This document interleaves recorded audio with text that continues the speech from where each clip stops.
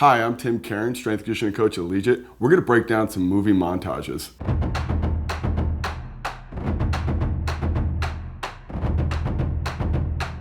We're going to take a look at Rocky IV and looking at Rocky's training methods versus Ivan Dragov's training methods and really try to see big benchmarks of what we're trying to accomplish.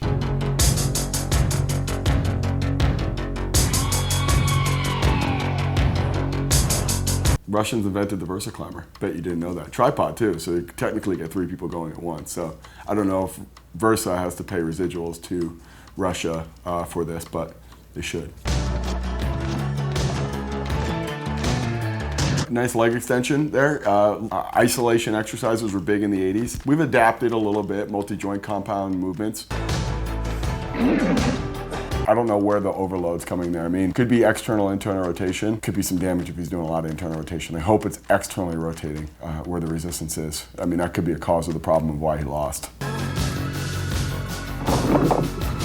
I mean, he's just muscling it up. I mean, you want hip power. You want to like leverage the benefit of the exercise to develop total body power. I mean, he's just reverse curling it. Not a great rack position. I don't like his eyes up like that. I mean, his hips are gonna go back. I mean, there's definitely some biomechanical things and probably over like reliance on unilateral exercises. I mean, they're great as assistant exercises. It obviously shows here. And this camera guy right here, with the huge light in his face, I would not want him standing there if I'm his coach. I don't know what the coach behind in the tracksuit's gonna do. You typically can't spot Olympic lifts, but he's there for moral support, I guess. I mean, it might be just too many cooks in the kitchen right here. I think that might be part of the issue. We love crawling patterns. I think those are really good. He's really working on really good movement in terms of ankle dorsiflexion, knee flexion, hip flexion, in a quadruped-ish position. I would actually defer to Rocky's method here in terms of, again, getting on the ground. You're gonna be limited or stuck in the positions that machine dictates you. Just do it good old-fashioned on the ground or against some snow or pulling a sled like he is.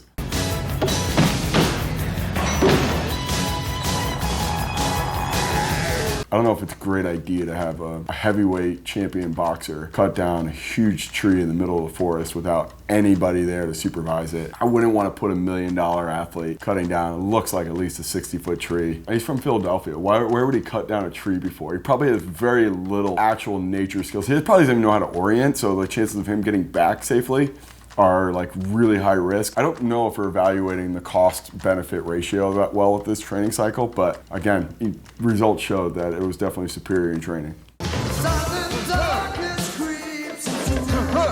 This is awful, risk reward. I would not want Paulie holding up Rocky, who's going into a fight for literally like to end communism. I mean, like if we look back in hindsight, this ended the Cold War, and Paulie, this like degenerate gambler from Philadelphia, is holding his feet like the fate of the free world and nuclear war is at stake, and Paulie's holding him up. If you're gonna go to a court of law, like, hey, how are you gonna train core?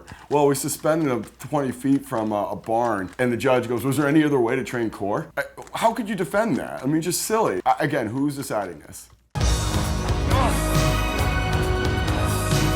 Fun fact, Rocky IV, Rocky's training scenes were actually shot in Jackson Hole, where it's the home of Momentous. Well, obviously every great training period always culminates to a massive scream at the peak of some literal or like metaphorical mountain. If you don't scream like it's like a tree falling in the woods, did it really happen? Big take home is, you know, like grit and hard work is always a really good asset. You just hope it's matched with safe and effective training and planning and programming. Really good learning experience there for me.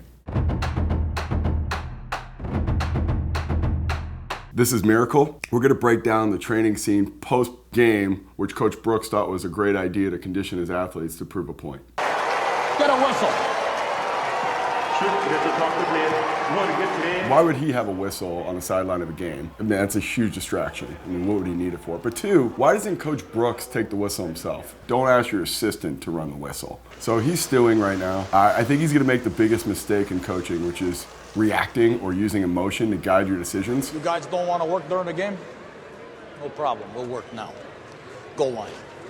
So if we're looking at when the appropriate time to get conditioning in, you know, at this point, if you have to do extra conditioning, you didn't do a good enough job in your preparation for this game. Doing some strength training here and there, like in terms of like your game schedule, if you're playing multiple games a week, trying to get 1 to 2 sessions a week based off of travel or minutes played and trying to structure it that.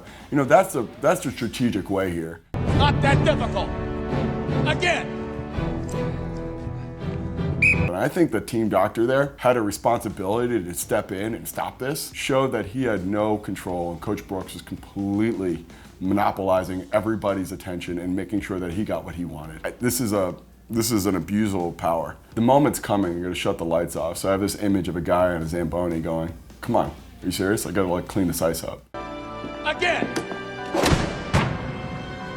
So it's dark now, so we don't know how much time's elapsed. But judging by how fatigued the guys are, we're running at a really big risk for rhabdomyolysis. I don't see any water out there. I don't see any recovery agents. Coach Brooks really should do some evaluation of his planning right here. Back on the line. I can only imagine 70s and 80s hockey was, not a really strong strength and conditioning influence. Guys like me sitting on the sideline trying to give Coach a little bit of feedback on when and where to do this stuff was a little bit before its time. So Coach Brooks just flying by the seat of his pants. We could obviously pick this apart, but the time was different. Guys were just trying to prove some points, and he was just going off of instincts and feel, and outcome proved to be true. That's all, gentlemen.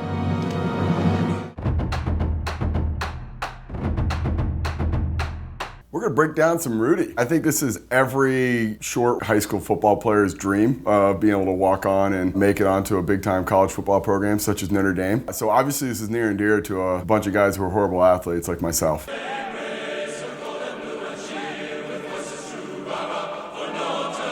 I don't know why he's playing D-line. In hindsight, body type matters.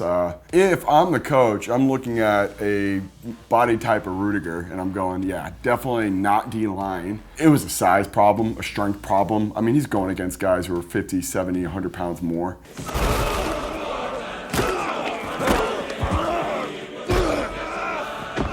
To take this much impact, this is going to be a bigger call we really need to get a strength training program going for this guy. If not, he's just not going to be able to tolerate the abuse and the pounding. A different time, I guess. Strength training wasn't considered cool or popular or even a good thing to do back then, but man, if I'm his strength and conditioning coach, I'm taking that personally every time he gets pummeled like this, and I got to help him. Sloppy! Run it again, sloppy, for Christ's sake! Well, yeah. Of course it's sloppy. You're going against a 5'8", 160-pound D lineman. It's not even a realistic look. We got to applaud him for his effort in overcoming incredible odds to play football at Notre Dame. All right, let's take a look at Creed 2. One of the interesting things on this take of training was done in extreme heat. We can visit the idea of he's gonna be boxing in probably a climate controlled environment. So the idea of training in extreme heat could come to question. Essentially, maybe looking to get a little extra pep in his training, and including some rugged terrain. So let's see how this plays out. Neck training should be a part of everyone's lifestyle. Regardless if you box or lift. A thicker neck usually leads to better life in general. Could be related to a neck harness, it could be a variety of ways you train your neck, but this isn't specific to Creed or Rocky or anything. Aggressive neck training should be a part of everyone's daily routine. So you see this a lot in martial arts and contact sport, this reflexive core training. It's this overall thing of as you progress from training of core, learning how to utilize the muscles like an isometric or an isolation exercise, and then progressively make it to the point where it's reflexive and it can respond to dynamic stimulus like a med ball coming at you or a punch, or change direction. It's all kind of relative in terms of the sport or the activity. But as you start progressing people, starting them off from an isometric all the way through to reflexive, the goal is more specific. I hope they have a right volume and the right dose here, where it's just not just beating them up and not allowing them to adapt, but this is Rocky, so he's gonna have his methods.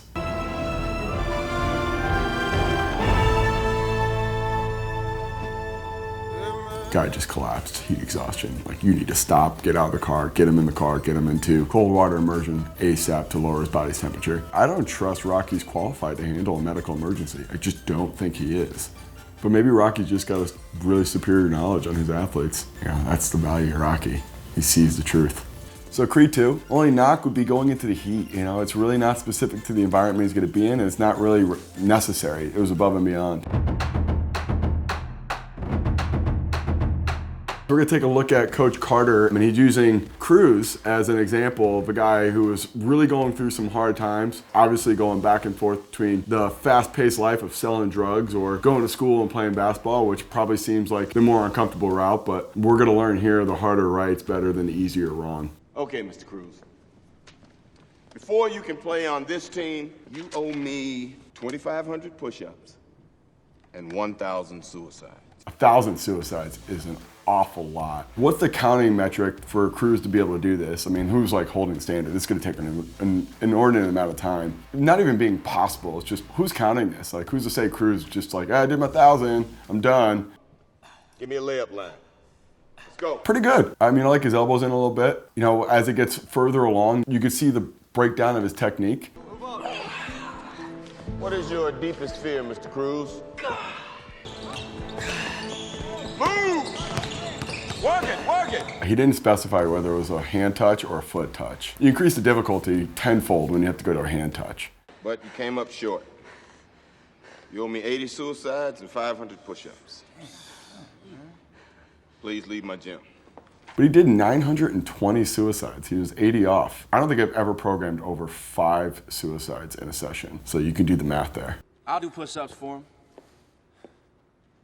I mean, as a whole, the team's got pretty good technique when it comes to push-ups. You know, as they get fatigued, you know, elbows start flaring and, you know, hips start dropping, and you're probably going to cause some biomechanical stress. You know, tall order, pushed a guy to his brink, teammates stepped up. Can't argue with the end result. I mean, Coach Carter obviously changed the course of that high school and those young men's life for the future. All right, let's take a look at him. Remember the Titans. Coach Boone and Coach Yost take the team on a run to Gettysburg. We're gonna dissect the overall thought process on the run and see how this plays out. Let's go, let's go, let's go, let's go, let's go. Wake up, gentlemen, it's late. It's 3 a.m. in the morning. 3 a.m.'s not a great strategy here. 3-a-days, couple weeks in camp. Not a great idea to wake up your team in the one period where they actually can get recovery. It's probably gonna do more harm than good, and the meeting might be actually more counterproductive than the actual outcome from the training. I don't know their fitness levels. It looks like it's gonna be a 13-mile run through the woods. You need to have a certain level of experience to run through trails. I don't even know if they have the appropriate footwear. They're obviously not dressed for this. I mean, some of these guys are in there literally in their night garments. This is like a tall order, you know, like this actually might be dangerous.